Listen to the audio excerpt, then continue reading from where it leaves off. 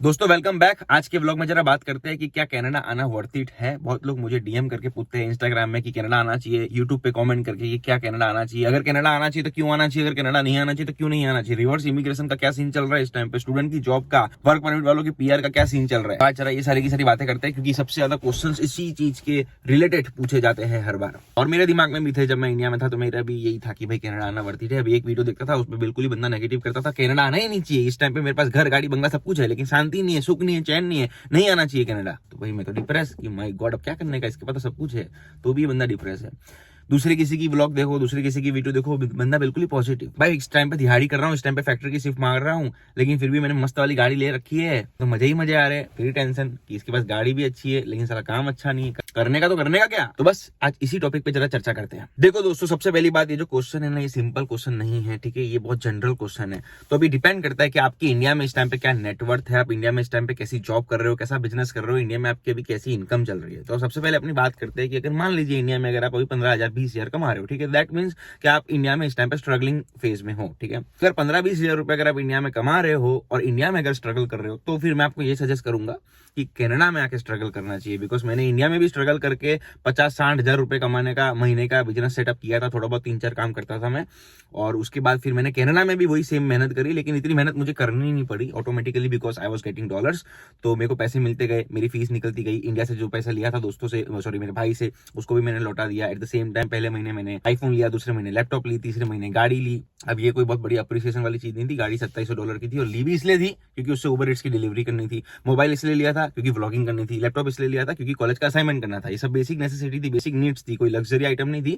लेकिन हाँ, आपको बस बता रहा हूँ कि ये सब कनाडा में आके कनाडा के पैसे से ही सब लिया था, मैनेज किया था, ठीक है, आगे पीछे। अगर आप इंडिया में स्ट्रगल इस टाइम पे कर रहे हो, बहुत भयंकर धूप में घूम के, एक्टिवा चला के, बाइक चला के, then I will suggest you that come to Canada. क्योंकि अगर आपको पीआर मिले ना मिले, 2 साल की आप पढ़ाई यहाँ पे करोगे, 3 साल का आपका यहाँ पे वर्क वीजा होगा, तो 5 साल में you will learn many new things. अच्छे अच्छे एक्सपीरियंस आपको मिलेंगे, बाहर की दुनिया कैसे चलती है, बाहर लोग कैसे, इंडिया के जो लोग इंडिया से आने के बाद बाहर रहते हैं कैसे रहते हैं, कैसे पैसे कमाते हैं, कैसे सेविंग्स करते हैं। और नो डाउट अगर आप मेहनती हो, 2 साल की पढ़ाई, 3 साल का वर्क परमिट, सही दिमाग से सही स्ट्रेटेजी से चलोगे तो you will be able to get the PR and also develop कर लोगे वो सारी की सारी स्किल्स जिससे आपको अच्छी जॉब भी मिल सकती है। मैंने यहाँ पे जॉब करी थी फाइनेंशियल सेक्टर में, ठीक है, फाइनेंशियल सर्विस रिप्रेजेंटेटिव, मार्केटिंग और सेल्स का मैं बंदा हूँ। लेकिन यहाँ पे ऐसा कोई पूछता नहीं है कि भाई अगर आप फाइनेंस में आ रहे हो, मॉर्गेज सेक्टर में आ रहे हो और आपके पास तो डिग्री मार्केटिंग की है, दे देते हैं जॉब, ठीक है, लाइसेंस लेना पड़ता है। मेरे केस में मेरे पास लाइसेंस था, REMIC, real estate mortgage institute of Canada, वो भी कंपनी वालों ने मेरे को दिलवाया था। तो यहाँ पे ऐसा है, आप यहाँ पे रियलेटर, रेमिक, बैंक, कहीं भी जा सकते हो, ठीक है। आपको मेहनत करनी है, अगर मेहनत करोगे तो आपको कोई डिग्री नहीं पूछने वाला। लेकिन हाँ, डॉक्टर, डेंटिस्ट, ये सारी चीजें नहीं बन सकते हो बिकॉज उसके लिए तो आपको उसी फील्ड की डिग्री चाहिए। ऑप्शन तो भाई बहुत सारे हैं यहाँ पे, जिस फील्ड में जाना हो उस फील्ड में आप दबा के काम कर सकते हो, दबा के मेहनत कर सकते हो। ग्राउंड रियलिटी की बात करते हैं कि इस टाइम पे जो पीआर के दुखड़े लोग रो रहे हैं वो क्यों रो रहे हैं। तो भाई सही टाइम, इस टाइम पे सही में है पीआर का प्रॉब्लम। जनरल कैटेगरी का जो ड्रॉ है बाजू में देख सकते हो 549 का है। 549 का स्कोर नहीं होता है इजीली। मेरी पीआर की सीरीज भी मैंने चालू करी है, नीचे डिस्क्रिप्शन में लिंक दे रखा है, उस पर आप जाके देख सकते हो। पीआर से रिलेटेड सारी बात करी है उसमें, कैसे मैं पीआर करूंगा, लूंगा और कैसे आप पीआर ले सकते हो, कौन सी फील्ड से, सब उसी में वो सब चर्चा होगी। तो 549 का स्कोर बहुत इजीली सबको नहीं मिल सकता, इसलिए जनरल कैटेगरी में पीआर नहीं मिल सकता। तो जनरल कैटेगरी में पीआर नहीं मिल सकता, इसका मतलब ये नहीं है कि मैं भी जनरल कैटेगरी वाला हूँ कि हम कैसे लेंगे। तो अभी SC ST OBC वाली जनरल कैटेगरी की बात नहीं कर रहा हूँ, इन लोगों की स्ट्रीम है जनरल कैटेगरी, यानी कि उसमें आप कोई भी जॉब करो, नॉक भी, तो आप उसमें उस स्ट्रीम में आते हो, Tier 1 Tier 2 Tier 3 नॉक भी, तो आप उस जनरल कैटेगरी की स्ट्रीम में आते हो। जनरल कैटेगरी में पीआर लेना इस टाइम पे टफ है। तो अब जनरल कैटेगरी वाले क्या कर सकते हैं, जैसे कि अभी मैं कर रहा हूँ। मैंने यहाँ पे 1 साल का नॉक भी का, मेरी फील्ड का अच्छा खासा एक्सपीरियंस लिया, व्हाइट कॉलर जॉब थी, ठीक है, मजा भी आया।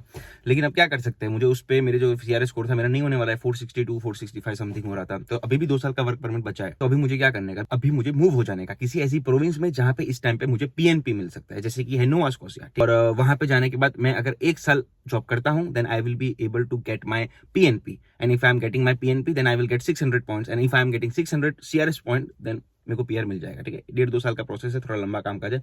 बर्फ में वहां जाना पड़ेगा, बहुत ज्यादा भयंकर बर्फ गिरती है वहां पे, ऐसा मैंने सुना है। लेकिन ऑप्शन तो है, मेहनत करना पड़ेगा, कंफर्ट जोन छोड़ना पड़ेगा। छोड़ भी दिया, जॉब छोड़ दी, मैंने रिजाइन मार दिया कंप्लीटली। तो जाएंगे, ठीक है, कब जाएंगे वो मुझे नहीं पता, इसलिए सब्सक्राइब करके रखना, मालूम पड़ता रहेगा आपको भी। दूसरी बात यह है कि अटलांटिक्स जो प्रोविंस होती है, जैसे कि नोवा स्कोशिया है, नुनुवत करके कोई जगह है अपना, लेब्राडोर, वो कुत्ते वाला नहीं, वो भी शायद कोई अटलांटिक प्रोविंस में आती है, प्लस न्यू ब्रिंसविक है। तो ये सब जगह जो होती है AIP होती है, अटलांटिक इमिग्रेशन पायलट, कुछ प्रोग्राम वहां पे चल रहा होता है। तो वहां पे ऐसा होता है कि अगर आपका जो एम्प्लॉयर है, क्योंकि ये सारी प्रोविंस में चाहे PNP लेना हो चाहे आपको AIP लेना हो, एम्प्लॉयर से डॉक्यूमेंट्स मांगने पड़ते हैं। तो जॉब लेने से पहले पूछ लेने का, will you support me for my PR, will you provide me documents for my PR. अगर वो बोलता है यस, इसका मतलब आपको वो NSNP 200 फॉर्म जो कि PNP में रिक्वायर होता है वो आपको देगा। अगर आपको वो बोलता है कि मैं आपको एंडोर्समेंट लेटर दूंगा, एंडोर्स करूंगा, तो फिर मतलब AIP से आपका पीआर हो सकता है। मतलब स्टिल ऑप्शन तो है, ठीक है। मैं जनरल कैटेगरी में हूँ, ऐसा नहीं है कि पीआर खत्म हो गए। नो पीआर ऐसा नहीं लिख सकते, क्योंकि पीआर तो है, आपको तोड़ना पड़ेगा, आपको किसी ऐसी जंगल टाइप प्रोविंस में जाना पड़ेगा, then you can get PR. और गवर्नमेंट भी चाहती है कि हम जाए, क्योंकि जो भी आता है ना, वो जैसे बोलते हैं ना कि शहद में मक्खी चिपक जाती है, तो वैसा ही सीन है। टोरंटो, वैंकूवर, मॉन्ट्रियल, ये सब शहद है, सारी की सारी मक्खी, सारे के सारे बच्चे यहीं आते हैं। मेरा भी कॉलेज यहाँ था, एक कॉलेज मॉन्ट्रियल में था, एक कॉलेज इधर टोरंटो में था, तो सारे इधर ही आते। अब भाई इस प्रोविंस में ऑलरेडी इतने लोग हैं और लोग आ रहे हैं। और गवर्नमेंट का मेन सिस्टम क्या है कि गवर्नमेंट का सीन ये है कि इंडिया से कनाडा साइज में 2.5 गुना बड़ा है, यानी एक इंडिया पूरा, 2 इंडिया पूरा और फिर आधा इंडिया। ऐसे तुम 2.5 बार इंडिया ट्रेवल करोगे ना तो एक कनाडा बनता है। तो गवर्नमेंट चाहती है कि यहाँ पे जो दूसरा जो जगह है वो सब डेवलप हो, वहां पे भी CN टावर, वहां पे भी अच्छी अच्छी नायग्रा फॉल जैसी साइट्स बने, लोग वहां पे भी जाके घूमना चालू करें। तो वहां पे भी लोग जाके घूमना चालू करें। तो गवर्नमेंट का ये एम है, दैट्स वाई गवर्नमेंट आपको पुश करती है और CRS स्कोर बढ़ाती रहती है जनरल स्टडी में, ताकि फिर आप PNP किसी प्रोविंस में पलायन करो, मूव करो, वहां पे अपना फ्यूचर सेट करो। तो ये मेन रीजन है। अभी फ्यूचर में ये ईजी भी हो सकता है, बिकॉज अभी सब बोल रहे हैं कि इलेक्शन चल रहा है, इस वजह से CRS स्कोर बढ़ा रखा है। फ्यूचर में अगर मान लो इलेक्शन का पंगा निकल जाएगा और अगर गवर्नमेंट का मूड फिर से ठंडा हो जाएगा, तो फिर वो वापस से इसको ईजी भी कर सकते हैं। बिकॉज जनरली जो CRS स्कोर था वो 460 से 480 के बीच में आता था, लेकिन TR to PR में कुछ 27,000 लोग को दबा के 75 के CRS स्कोर में PR दे दिया था। तो अभी कनाडा के पास इतने सारे इमिग्रेंट्स हो चुके हैं जिनके पास PR है, they are jobless. At the same time recession चल रहा है, at the same time housing crisis चल रहे हैं और इन्फ्लेशन भी पीक पे है। तो because of that they want to control this type of situation and that's why they have just increase the score. तो आगे जाके क्या होगा वो तो आगे ही मालूम पड़ेगा, वी रियली डोंट नो। तो PR का ये सीन है। अब रही बात जॉब का, तो भाई जॉब का तो यार दुखड़ा है, रोते हैं लोग कि हाँ जॉब नहीं है, जॉब नहीं है, लेकिन डिपेंड करता है, सबके पास नहीं है ऐसा नहीं। देखो मैं यहाँ पे आया था, मैं मेरी बात करूंगा, मैं लोगों की बात नहीं करूंगा। मैं यहाँ पे आया था, मैंने पहली जॉब करी थी जनरल लेबर की, मुझे 3 दिन के अंदर मिल गई थी।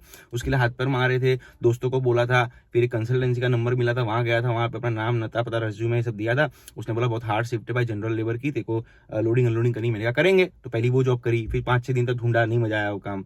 तो फिर वो काम करते करते दूसरी जॉब ढूंढी, फिर मेरे को कैशियर की मिली, फिर मैंने गाड़ी ली, उबर ईट्स किया, पिज़्ज़ा हट में जाके डिलीवरी करी, ठीक है। कुछ ना कुछ काम करता रहा। तो ऐसा सीन है, मेहनत करने के लिए रेडी हो तो काम मिलता है। लेकिन हाँ ये बात भी सच है कि कोई ऐसी किसी प्रोविंस होती है जैसे कि किचनर है, और वहां पे तो भाई काम करने के लिए बंदे रेडी है, कोई भी काम मिले, लेकिन अब कंपनियां ही नहीं है, फैक्ट्रियां ही नहीं है, दुकान ही नहीं है, स्टोर्स ही नहीं है, जिनको लगी हुई है वो लोग नौकरी ही नहीं छोड़ रहे, तो फिर काम नहीं मिलेगा।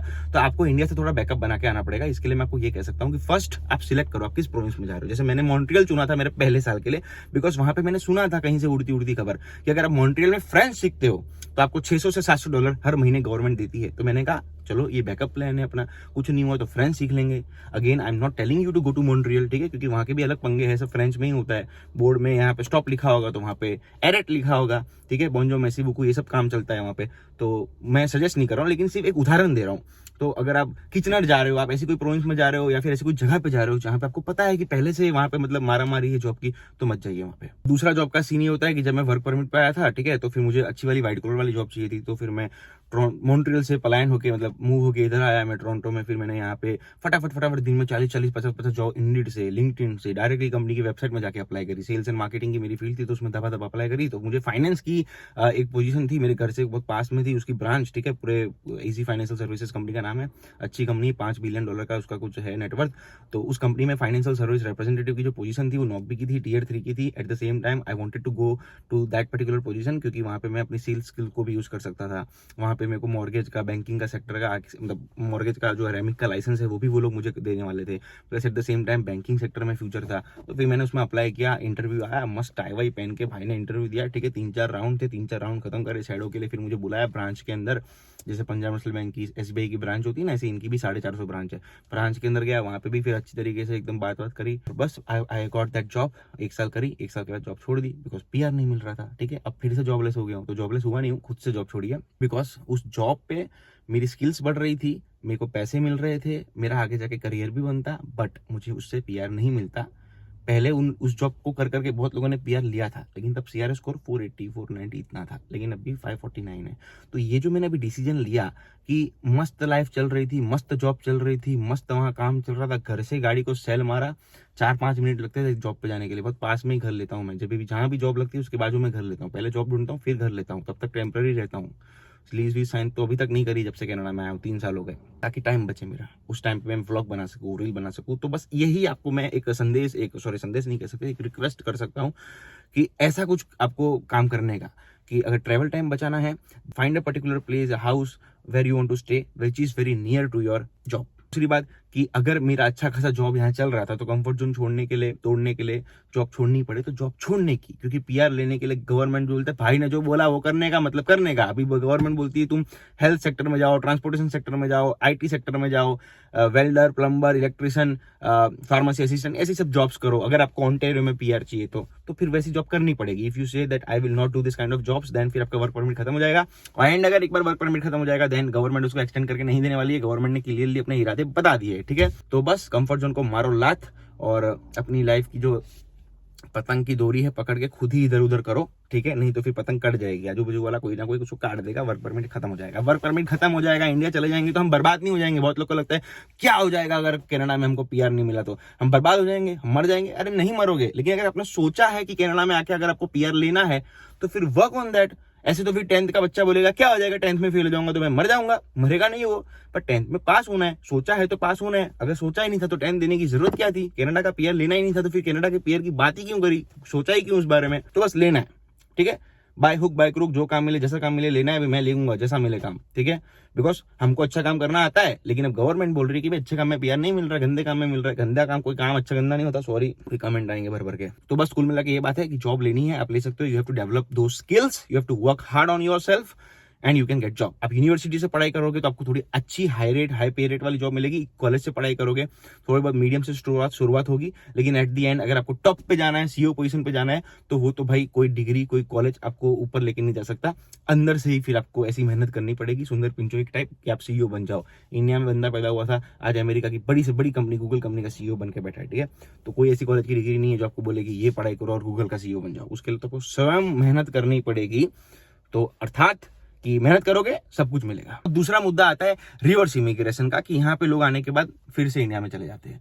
तो क्यों जाते हैं, तो उसका रीजन ये होता है जो उन लोगों को ऑलरेडी पता होता है। जैसे कि अगर आप कनाडा में आते हो तो यहाँ पे आने के बाद आपको होम सिकनेस होगी, खाना खुद बनाना है, कपड़े खुद धोने, मेहनत खुद करनी है, ठीक है। ये सारी की सारी चीजें हमको पता होती है, लेकिन प्रैक्टिकली फेस नहीं किया होता। तो सब बोलते हैं ना थियरी से प्रैक्टिकल ज्यादा अच्छा होता है। तो बस वही बात है कि वो लोग इंडिया में थियोरिटिकल नॉलेज लेके बैठे होते हैं कि सब खुद करना पड़ता है, कर लेंगे, साइड की डॉलर्स मिल रहे हैं। बट जब वो यहाँ आते हैं तो फिर उनको वो सारी की सारी जो चीजें हैं वो बड़ी लगती है।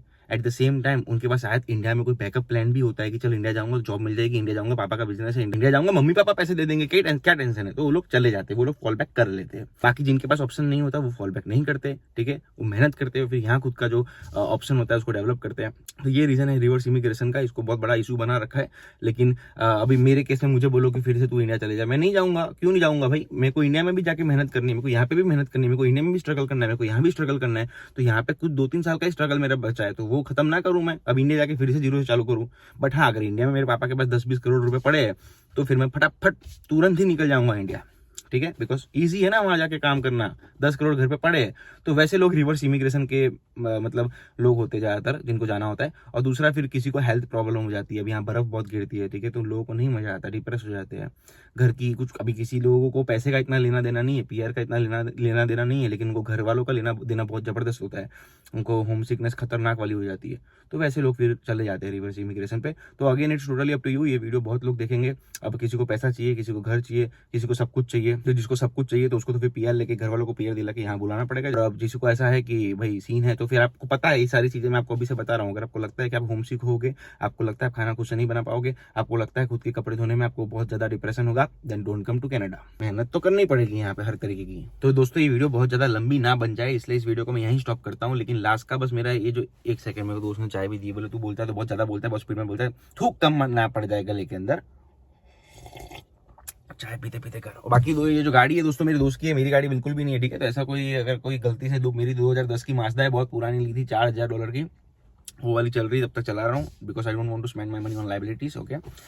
आई want to spend my money on assets, जहां से मुझे इनकम मिले। तो वो दूसरा मुद्दा है, दूसरी वीडियो में बताएंगे। तो वापिस से मुद्दे पे आते हैं। तो मुद्दा यही है दोस्तों, लास्ट में बस मैं आपको एक ही चीज बोलूंगा, अगर इंडिया में हो, इस टाइम पे कनाडा आने का सोच रहे हो, तो देन ये सारी की सारी प्रॉब्लम्स है, लेकिन साथ में ये भी देखो कि आप 2 साल पढ़ाई करोगे, 3 साल का आपको वर्क परमिट मिलेगा, 5 साल होंगे आपके पास, तो प्रॉब्लम हो सकता है उस टाइम पे सॉल्व हो जाए, प्रॉब्लम हो सकता है उस टाइम पे बढ़ जाए, लेकिन एटलीस्ट आपको 5 साल तो इस कंट्री में रहने मिल रहा है। एंड 5 साल में अगर आप सही तरीके से मेहनत करोगे, आपको अच्छी खासी स्किल्स भी मिल जाएगी, नॉलेज भी मिल जाएगी, दुनियादारी की कनाडा की नॉलेज भी मिल जाएगी, और आप पैसे भी कमा सकते हो। मैंने तो कमाए, मेरी फीस निकाल दी, इंडिया से जो पैसे लिए थे वो दे दिए, और अभी भी अपने 0 से ऊपर में आ गए। माइनस में आया था, 0 पे पहुंचा, फिर 0 से भी ऊपर चला गया हूं, तो वो आपके ऊपर है। एंड अगर आप इस टाइम पे कनाडा में हो और अगर आप ये वीडियो देख रहे हो, तो भाई डिप्रेशन टेंशन लेने की कोई बात नहीं है, ठीक है। ये लाइफ है साला, आज नहीं तो कल मरना है, इसलिए जहां जियो, जैसे जियो, एकदम शान से जियो।